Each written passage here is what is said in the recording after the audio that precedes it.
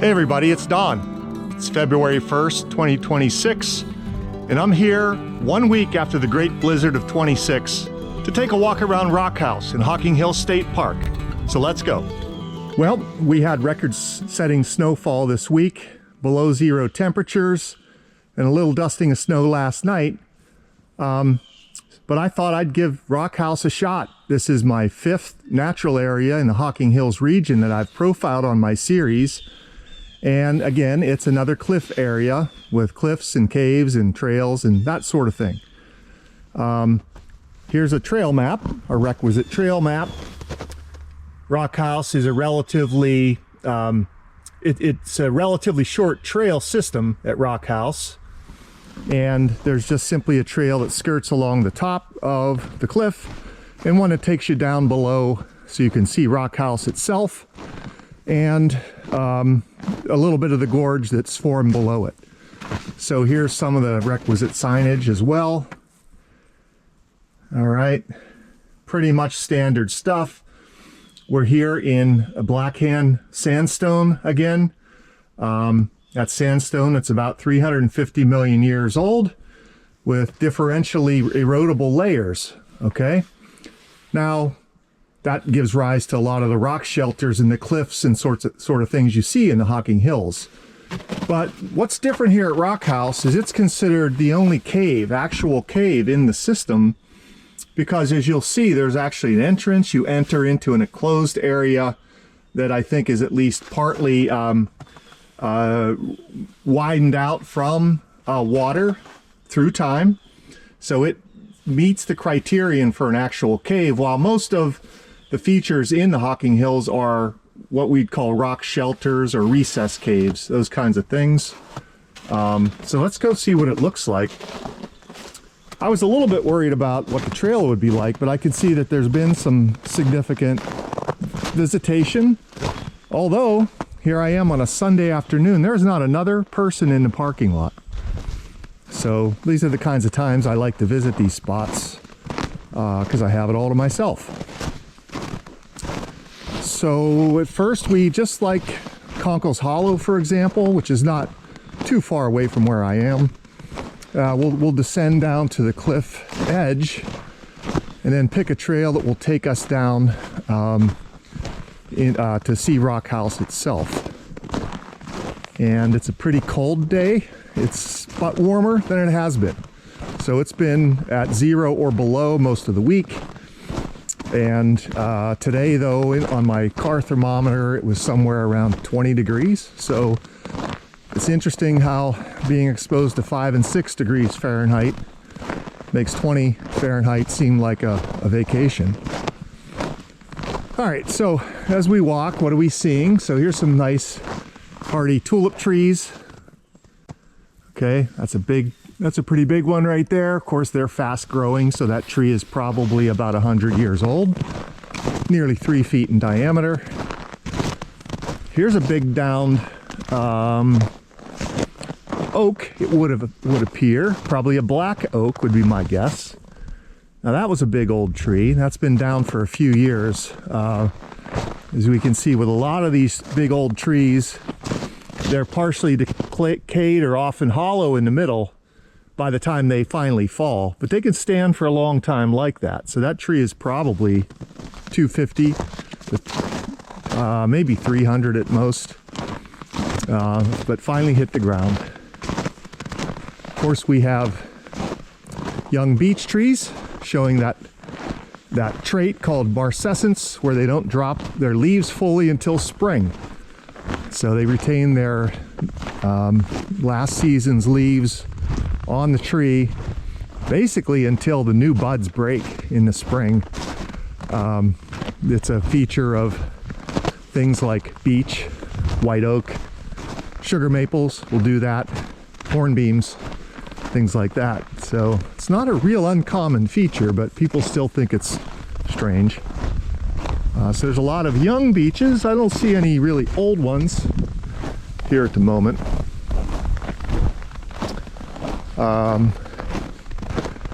We're getting into the zone where we'll see some, oh, there's a hardy tulip tree over there. That's the biggest one yet, probably 3.5 feet in diameter. That's a big one. Okay, that's on the edge of a cliff. That one's more like 150 years old, probably. And over to my left here, we have a nice white oak. And I'm going to try to get close to that and show you a few things here. This is a nice tree, probably 3.5 feet in diameter. That tree is probably 300 years old if it were aged. What we're seeing around the base of this is partly why these kinds of trees are so valuable. There's a lot of squirrel foraging activity happening, as well as deer foraging on acorns down here. So all this stuff is what the animals have been doing under this tree for the last week. And so these kind of acorns are a huge source of nutrition, obviously, for squirrels, but also deer, wild turkey, lots of things then use the byproducts. So hugely important. And there's the evidence of it right there. All right, sneak back.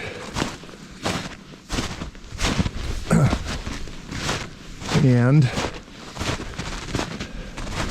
here's a portion of trail that's been rerouted. Occasionally in these preserves, you've got to change up where your trail lies because, you know, years and years of foot traffic and erosion can turn them into ditches when it rains. So it's been rerouted around here.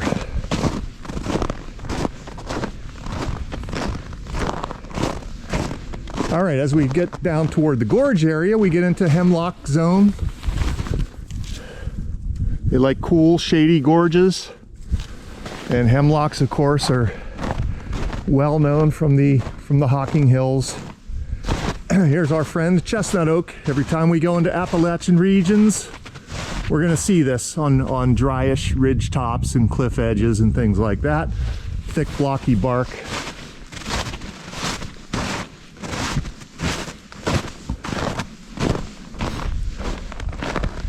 Here's a tree fall that's fairly new. This is showing something that I indicate to people that's surprising sometimes, and that is how relatively shallow the roots of these large trees are.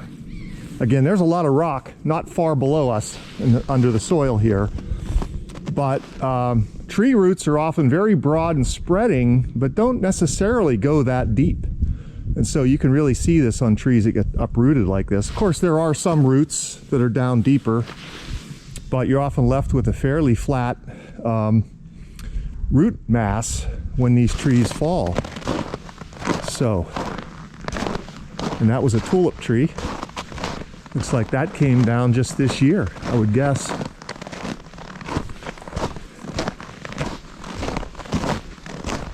All right, now we're going to get to a spot here soon where we can make some choices.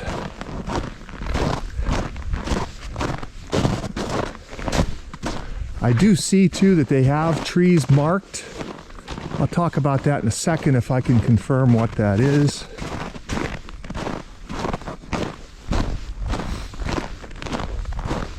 Okay, yeah, here's just a little point in the cliff line. And this is where you make some choices whether to go down the gorge. Okay, here's the markers I'm seeing. Okay, there's blue ribbons marking some hemlocks here. Okay, that's number 803, but I see several branches marked with different tag numbers. 802 and 804 over there. That's suggesting to me that these trees may be part of a study. This is an area that has been under attack from hemlock woolly adelgid, which can be a killer to hemlock trees, although this real cold weather like this can really help matters. And these trees, trees at many of these sites in the Hocking Hills have been treated against that insect, that invasive insect. And the idea that these are labeled, there's multiple branches labeled, suggests to me that maybe there have been some treatments applied to these trees to try to check that. I'm not sure, but that's what it looks like to me. And some of these trees look like they are being affected by it, some not. So if I find out more information about that, I'll share it. But the treatment for that insect, which is a sap-sucking insect, it lines the twigs of hemlock, is really the same kind of treatment you give to trees being treated for emerald ash borer. But enough on that. All right, here's our choice. We're going to go down this way to get down below the cliff line and into Rock House proper. The rim trail continues on top of the rock. You know, I'm not sure that we'll take that today at all, because I most importantly want to get down into Rock House. So let's do that. I'm going to try to be careful. These steps I can see could be treacherous. So what I'm going to do is shut the camera off for a minute, get myself down there so I don't fall, and I'll meet you down near the base of Rock House. The last person that came down these steps before me just sat on their butt and slid, I'm pretty sure. So make sure you have the proper footwear to attempt this in the winter time. All right, so let's keep going. I'm going to keep my camera running now. I think I can manage. Especially because in this cold weather, my battery likes to poop out. So I'll just keep it going.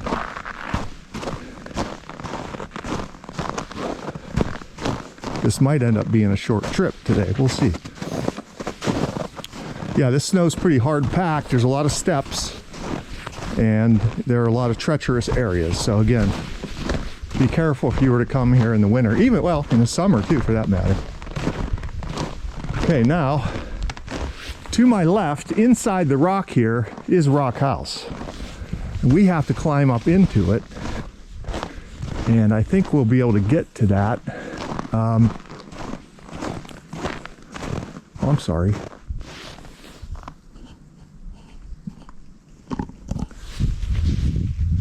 All right, so these are some of the cliffs lining the walk to Rock House.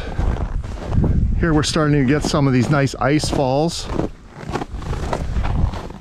You can find these throughout the Hocking Hills this time of the year if it's cold enough, where the waterfalls freeze in place. So this is a spot where, of course, got a big tree in the way.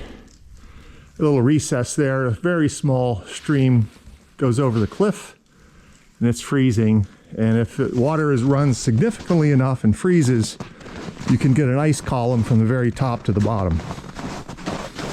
Ash Cave is famous for that. I visited that a couple of years ago on this series.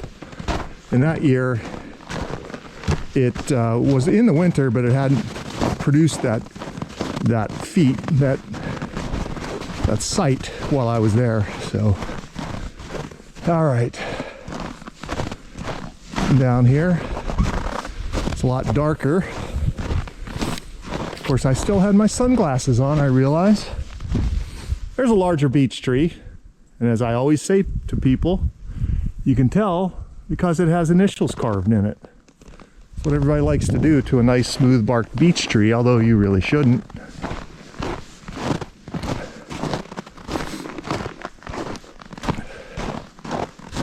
Here's another view of some of those ice falls.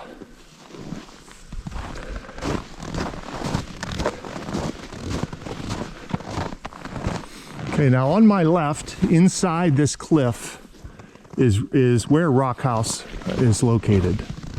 So we're gonna have to get up here and crawl into it. Hopefully I can do that. I think it might have been protected from snow well enough. There's one spot you can do that. Not sure if that's the main spot or not. We'll go over here.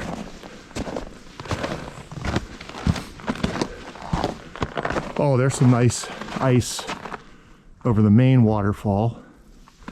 Here's just a little view of the gorge below before I enter. Hemlock lined, chestnut oaks, tulip trees, beech trees, pretty standard stuff. Okay, yeah, we're outside of the snow here in the protection of the cave. This is, like most, a well-visited site. You can see a little bit of stuff that was done here through the years, like carving out steps to help your entrance into the cave. Little spots like this. And then there is graffiti that's been carved into these rocks. There's not a great deal of modern graffiti, which is good. Most of this is pretty historical stuff and was made many years ago. I'm not sure if we'll find any dates or not, but a lot of this is historical stuff. Of course, all of these kinds of sites, you know, at one time were under private ownership until they became acquired by the state and became state parks and state preserves or natural areas. So here's Rock House. Here I'm looking toward what I think is the south end or east end of it. And that would be the north side, I think, or west side, northwest. Okay, so let's just start over here since we're closer. And as you can see, I'm completely enclosed in here. All right, I have a roof completely over my head. All right. I can hear, wow, I hear pigeons. There's a pigeon flying toward me. And when they fly in here, they sound like an engine. They sound like they have an engine. But there's a number of recesses like this. Okay, to the extent that it's thought that people lived in here or spent time in here, Native Americans and even early pioneers.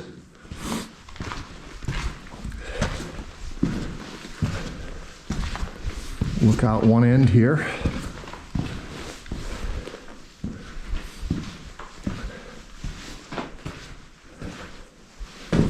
All right, so there's a little view out one window in Rock House. Okay, cliffside view.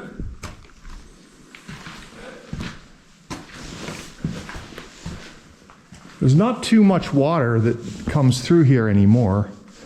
But I'll show you one little spot where, like a little, seemingly like a basin, a sink basin, was carved into the rock to catch a little bit of spring water. And see if I can find that. Again, lots of historic graffiti, you know, which would have required some reasonable carving skills with some stone tools. It's interestingly brighter in here now than it is in the summer because their trees aren't in leaf out there. So there's more light being let in these windows. But I can tell you, I have never been here by myself before. There are usually always people in here. Here's one of the interesting recesses. That goes back about 20 feet or so.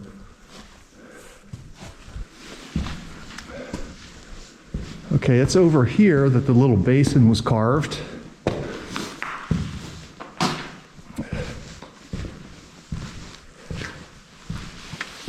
This. Okay, in the summer, there will be a little bit of water that might leach out of these rocks and collect in there. And that was the idea, that was like a little sink.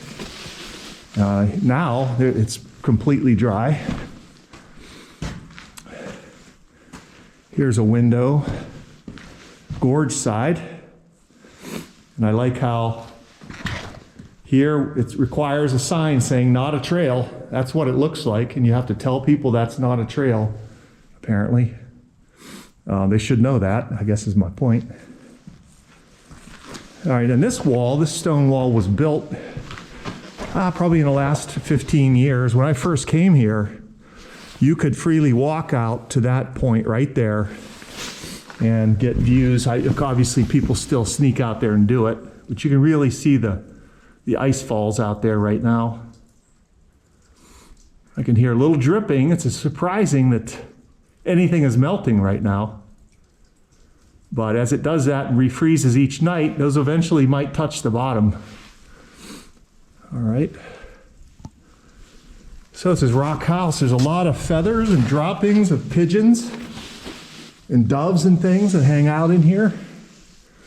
There are, of course, bats that will hang out in here in the summer. Here's a pretty iconic view of Rock House. Again, a view out to there's a hemlock snag, a standing dead tree that's used by insects, birds, woodpeckers, all kinds of things. Okay, so I'm going to pause, take a few pictures, and then I'll go back below Rock House here again and try to get a good view of the ice falls. So I've just exited Rock House, and now I'm going to walk over toward the waterfall. But before I do that, there's some interesting trees here. Got to talk more about trees. These hemlocks and things that line the cliff tops, they show this interesting phenomenon called gravitropism, where they're perched on the edge of these cliffs. They start to grow out. It's basically a straight seedling at first, but gravity increasingly tries to pull them over the cliff, pull them down, but they grow in reaction to gravity. You can see these hemlocks near the cliff top there that basically have a complete bow in them, and they go back upward. And that's called gravitropism, and that tells you that trees can sense gravity. It's an interesting mechanism how they do it. I won't get into it here, but they indeed have specialized cells in their shoot tips and root tips that allow them to sense gravity, and they can right themselves and grow in a proper orientation if they sense that they are off kilter. So that's a neat feature there. Another thing I like to point out in these gorge kind of sites is how tall and thin trees are often grow when they emerge out of a gorge base, because it's so shady down here. Like this hemlock in front of us, quite tall, probably fairly old, but it's very thin, and it's just shot straight up to try to reach the light, so to speak. And you see some of the tallest trees out in nature that emerge from gorges and grow up, with competition, and grow straight and tall, trying to reach the light until they finally do so and keep growing, but they will often slow down once they get up there. All right, so that's called phototropism, reaching toward the light, or the shade avoidance response of plants. They grow in a way to get out of the shade and into the light. Plants are pretty amazing. Okay, so let's descend here, get a little closer to the ice falls. Now, this streams that formed Rock House and that currently exists here is small, a lot smaller than some of the streams you see in the Hocking Hills area. And so the waterfall's consequently small, relatively small. Still nice.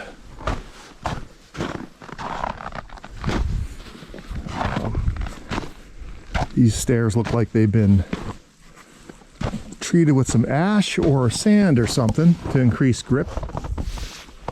All right, there's a neat view. And there's those gravitropic trees up there.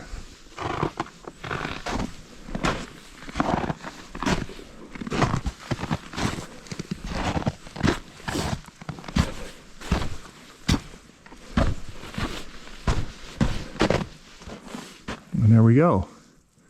And this is where the gorge itself starts.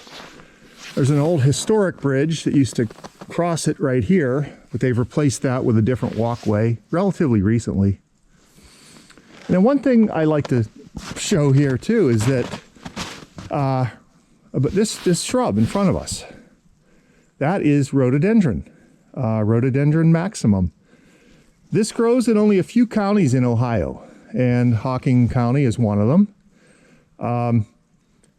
In this whole gorge, which I've hiked before, this is like the only one I can find. There's literally one rhododendron in this gorge. There could be a few hidden somewhere, and I just find that interesting. This is a lone rhododendron, making it particularly special. They are rare, again, in Ohio, but they're super rare here. There's one. The other thing that thing's displaying is its leaves are completely curled up laterally.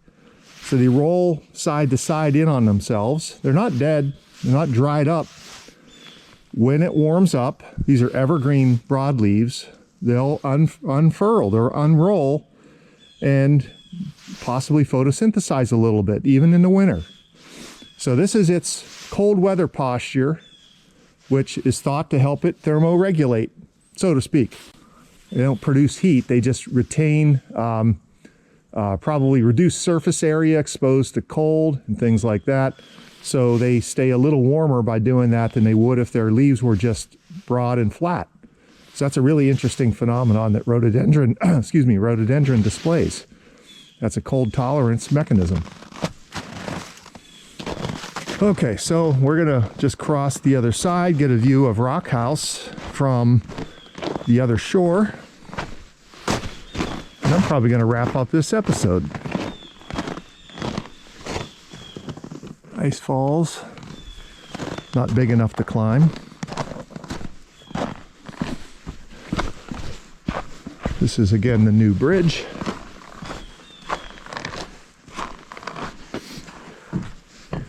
You know, among the dangers in the Hocking Hills are things like falls from the cliff tops.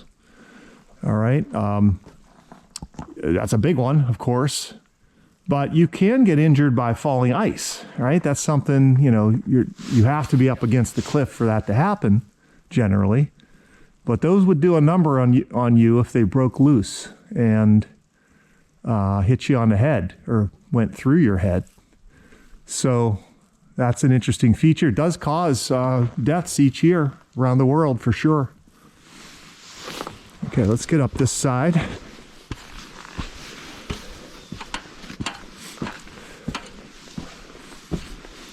Now this is easy going over here.